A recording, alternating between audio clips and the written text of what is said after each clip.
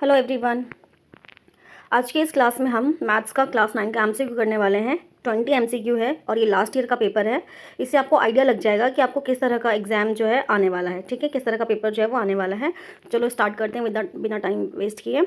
तो पहला क्वेश्चन है हमारा, सबसे छोटी प्राकृतिक संख्या इसमें से कौन सा है, यानी कि स्मॉलेस्ट नेचुरल नंबर जो है उनमें से कौन सा है। तो आपको natural number, whole number, rational number, ये जो सारी कॉन्सेप्ट्स है ये चैप्टर 1 में है।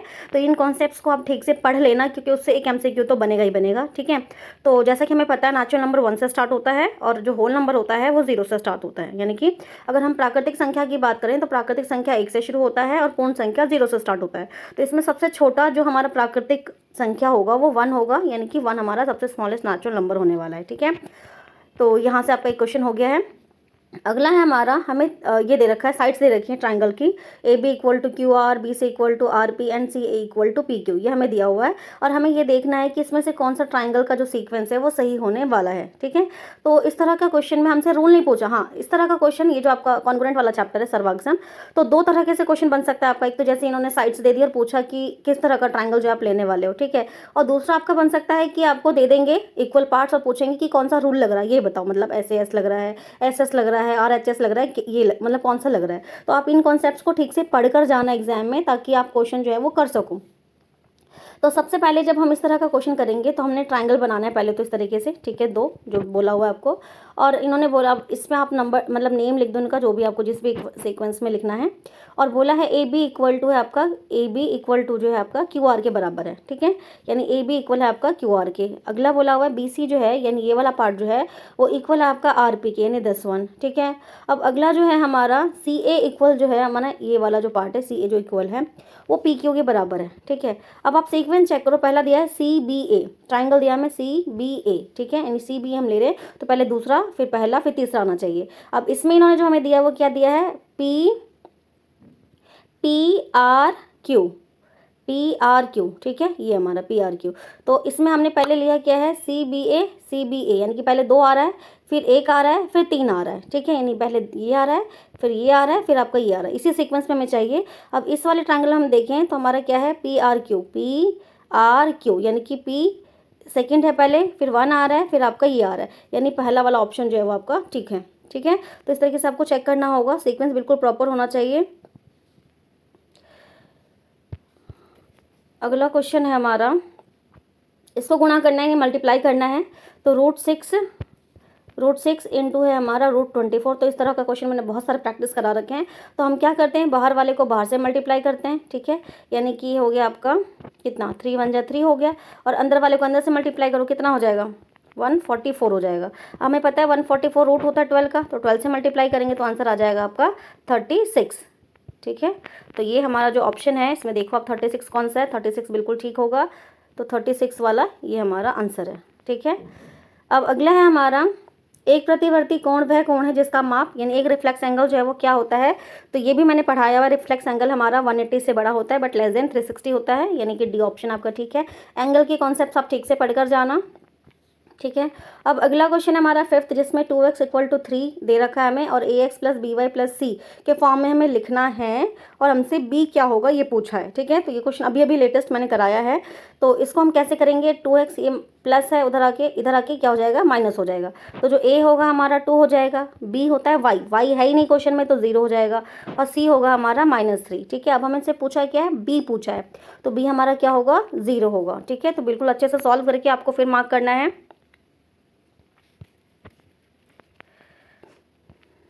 अगला क्वेश्चन है हमारा, अगर 0 और -3 है पॉइंट आपका, तो ये मतलब ये किस पर होगा। ठीक है, अगर हमारा देखो y हमारा, x हमारा क्या है, 0 है, जब x 0 होता है तो वो y पर होता है हमारा। ठीक है, अब y अगर ग्राफ रफ में बनाए थोड़ा सा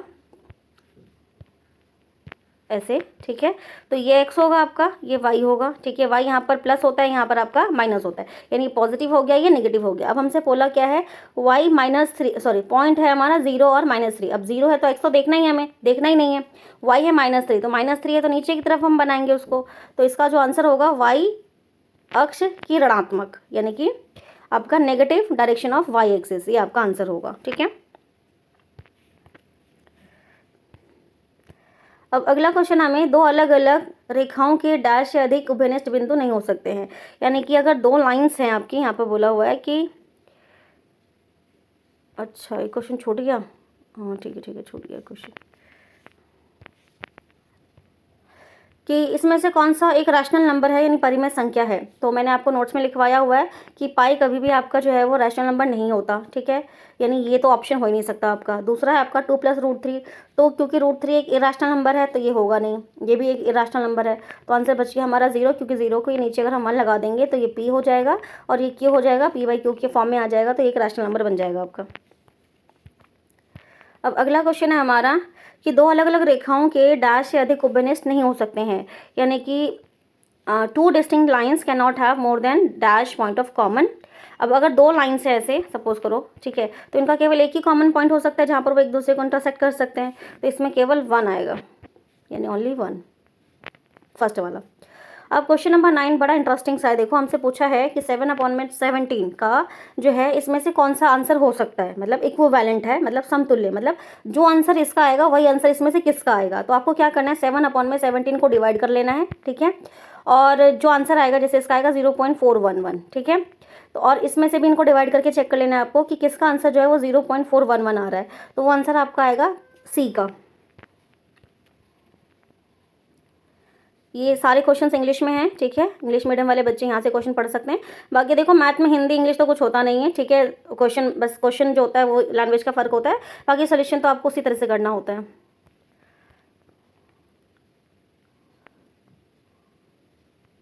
अगला क्वेश्चन है 10वां हमारा, जिसमें हमें बोला हुआ है, यहाँ से देखते हैं, जिसमें हमें बोला हुआ है, ये आपके हिंदी में क्वेश्चन हैं, ये देख लेना यहाँ से आप, बाकी मैं सॉल्व करा रही हूँ। आप ए बी जो है एक लाइन है, ठीक है, ए बी एक लाइन है, वो हमें दे दिया है, ठीक है, जिसकी वैल्यू 2x + 3 है, और हमें बोला हुआ है कि बी सी जो है वो, अगर हम सी यहाँ लेते हैं तो जो बी सी है वो आपका कितना है, x है, और जो ए सी है आपका, ए और सी, वो आपका है 4x - 7 है, ठीक है, और हमसे पूछा है कि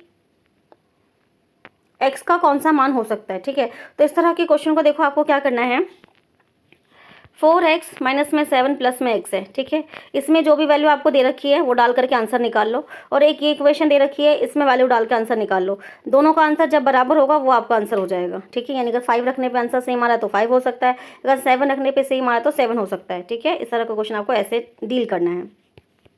अब अगला है हमारा यूक्लिड का पोस्टुलेट पूछा हुआ है, यानी यूक्लिड की हमसे क्या पूछी गई है, अभी धारणा पूछी गई है, तो ये आपको याद करके जाना है, पेपर में आप देख सकते हो आया हुआ है, तो 1 नंबर का क्वेश्चन ही आएगा ही आएगा, ठीक है। अगला क्वेश्चन है हमारा कि ये सारे जो पॉइंट्स है इसमें से कौन सा पॉइंट जो है वो सेकंड क्वाड्रेंट में, यानी कि द्वितीय चतुर्थांश में जो है वो आने वाला है, ठीक है। अब अगर हम बात करें, ये हमारा फर्स्ट क्वाड्रेंट होता है, ये हमारा सेकंड क्वाड्रेंट होता है, ये हमारा थर्ड क्वाड्रेंट होता है, ये हमारा फोर्थ क्वाड्रेंट होता है, ठीक है। अब इसमें एक्स और वाई दोनों प्लस का होता है, इसमें हमारा एक्स माइनस होता है लेकिन वाई प्लस होता है, इसमें हमारा दोनों ही माइनस होता है एक्स और वाई, इसमें हमारा एक्स पॉजिटिव होता है लेकिन वाई जो है वो माइनस का होता है। तो अब ये देखो हमसे सेकंड क्वाड्रेंट पूछा है, तो सेकंड क्वाड्रेंट में आपका एक्स तो माइनस होगा लेकिन वाई क्या होगा, प्लस होगा, तो अब ये चेक कर लो आप, एक्स माइनस वाई पॉजिटिव किस में, आपका बी में है, ठीक है, तो ये आपका आंसर हो गया। अब अगला क्वेश्चन है हमारा, अच्छा ये एक्सप्रेशन दे रखा है हमको लीनियर इक्वेशन का, ठीक है, और हमसे पूछा क्या है, अच्छा कौन सी वैल्यू है इसमें से, ठीक है, तो ये क्वेश्चन देखो 2 नंबर में, मतलब एक ऊपर हमने देखा एक नीचे भी आया हुआ है, तो बिल्कुल ध्यान से ये चैप्टर आपको रिवाइज करके जाना है कि जस्ट अभी अभी हमने किया ही है कंप्लीट, ठीक है। तो हमारा जो इक्वेशन है वो क्या है, 3y = 2x - 5 है, ठीक है। तो हमें क्या करना है, x को इधर लाना है, 2x हो गया आपका माइनस का, y पहले से इधर है, और जो आपका -5 है वो भी इधर आएगा, ठीक है, और इधर बच गया केवल 0। अब यहाँ से हम देखें तो a की वैल्यू -2 आ रही है, b की वैल्यू आपकी 3 आ रही है, और c की वैल्यू जो है वो 5 आ रहा है। तो अब ये चेक कर लो कि किस में आंसर,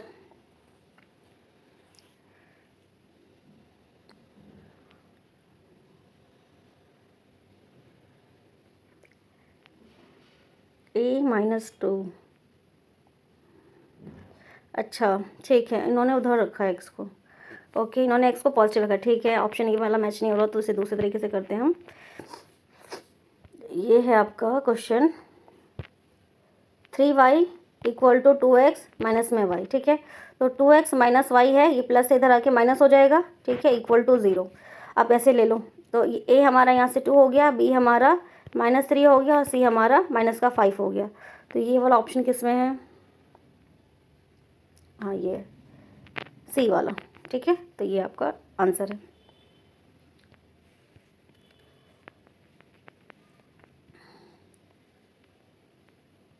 अब अगला पूछा है हमसे कि how many linear equation in X and Y will satisfy x1 and y2। Linear equation कितने हो सकते हैं?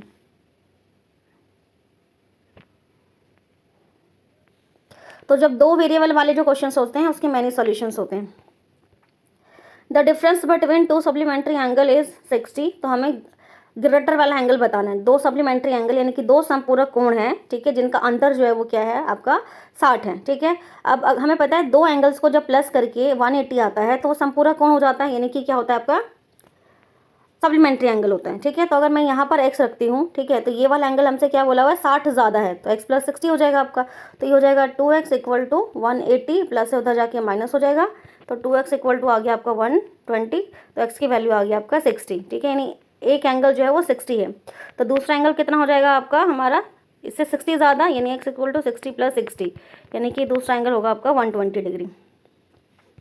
तो 120 जो ऑप्शन है वो ठीक है आपका। अब अगला पूछा हमसे the line on which the point this लाई। तो इसमें से मतलब हमसे पूछा है कि -1 और 2 जो है वो किसका आंसर है। तो आपको क्या करना है, इनके वैल्यूज रख के देखने हैं, जिससे आंसर बराबर आएगा वो आंसर हो जाएगा। मतलब पहले इक्वेशन में x = -1 और y = 2 हम रख के देखते हैं। तो हमारा जो क्वेश्चन है वो है 2x माइनस में y = 0। तो 2x की जगह -1 रखा हमने, 2 इंटू में x की जगह -1 रखा हमने, माइनस y की जगह हमने रख दिया 2 रखा। तो ये हो जाएगा -2 और -2, -4 आ रहा है, जबकि आंसर हमें 0 चाहिए, यानी पहला वाला तो आंसर है नहीं। अब दूसरा चेक करते हैं। दूसरा है हमारा x - 2y = 0 चाहिए आपको। ठीक है, तो x की जगह हमने -1 रखा 2 और y की जगह हमने 2 रखा, तो ये हो गया -1 और -4, ये आ गया -5। गलत है क्योंकि हमें आंसर 0 चाहिए, यानी दूसरा वाला भी नहीं है। अब थर्ड वाले को चेक करते हैं एक बार। तो थर्ड वाला हमारा जो क्वेश्चन है वो है x + 2y = 0। तो हमने रखा यहाँ पर -1 + 2, यहाँ रख दिया 2 मल्टीप्लाई बाय, तो ये -1 प्लस का 4, ये आ रहा है प्लस का 3, जबकि आंसर हमें 0 चाहिए, तो ये भी नहीं हो सकता आपका ऐसे भी। अब एक लास्ट बच्चा से वो चेक कर लेते हैं। 2x + y = 0, 0 चाहिए। तो 2 इंटू में x की जगह -1 प्लस y की जगह 2, तो -2 + 2, ये आ गया 0, यानी कि लास्ट वाला ठीक है। ठीक है, तो इस तरह के क्वेश्चन में हमें क्या करना होता है, वैल्यूज़ रख के और फिर चेक करना होता है कि कौन सा आंसर है। तो ये आपका ठीक है। ठीक है, एक पॉइंट के कितने डायमेंशन होते हैं, तो एक बिंदु के कोई भी डायमेंशंस नहीं होते हैं। अगला क्वेश्चन है हमारा, ये भी इस तरह का क्वेश्चन में बुक में है आपका कि 2 और -1 जो है वो किसका अगर सॉल्यूशन है तो k की वैल्यू जो है वो आपको निकालनी है। तो हमारा जो क्वेश्चन है वो क्या है, 2y - y = k। तो इस तरह के क्वेश्चन में क्या करना है, 2 ये x होगा 2x, और x की वैल्यू क्या रखनी है, हमें 2 रखनी है, और y की वैल्यू हमें क्या रखनी है, -1 रखनी है। तो 2 इंटू x की जगह रखेंगे हम 2, माइनस में y की जगह -1 = k। तो ये हो गया 4 माइनस माइनस प्लस, ये हो गया आपका 5। k की वैल्यू क्या आ गई है, 5 आ गई है। आंसर 5 है।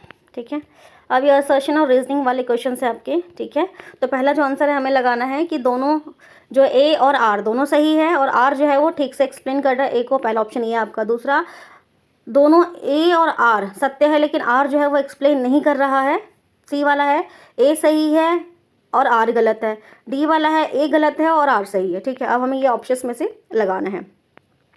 तो पहला क्वेश्चन हमें बोला हुआ है कि x = 5 y = -2 जो है वो इसका हल है, यानी सॉल्यूशन है।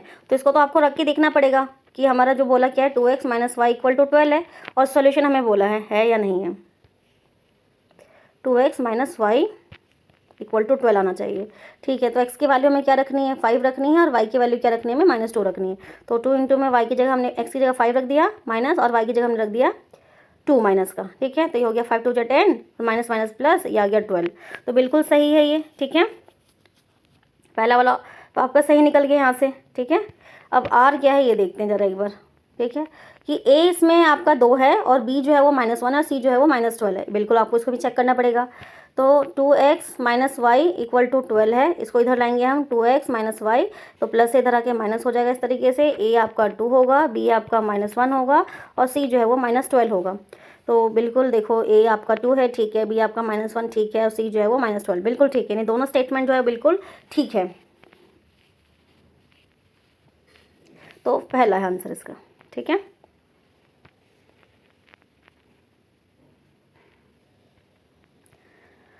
अब हमें बोला हुआ है कि ये डायग्राम दे रखा है ए बी और सी डी जो है वो समानांतर नहीं है। उसके बाद हमें बोला है कि संगत कोण बराबर हैं।